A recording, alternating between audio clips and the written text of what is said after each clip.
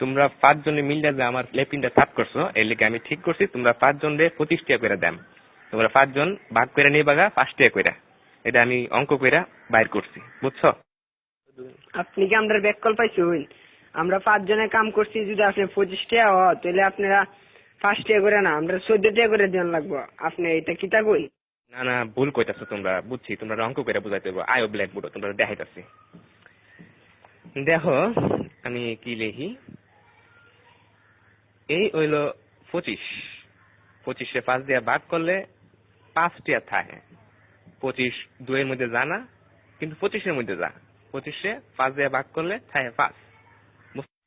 এসব উল্টা পাল্টা ওইসব আপনি কইতে দিচ্ছেন, আমারটা দেন আপনি। চাই না আমরা 5। আমরা যদি 25 দিয়ে ভাগ করি তাহলে 5 2 এর ভিতরে জানা, জানা তো, কিন্তু 5 আবার 5 এর ভিতরে যা। 5 1 5 তাই 0 কাটতে লামাইলাম 2। দেখুন আমরা জানি 4 5 20, তাই 4 এর 5 20, তাই ভাগফল 14, তাই আমরা 14 টাকা করে দেব। এইসব আদা সুদা কথা করতে শুনছো, আমরা তোমার গুণ করে দেয়া দিয়েছি। এই দেখো এটা হচ্ছে 5, 5 দিয়ে গুণ করলে হয় 25, বুঝতে পারছো? এটা আজাইরা ফাজাইরা আপনি কি সব করতেছেন?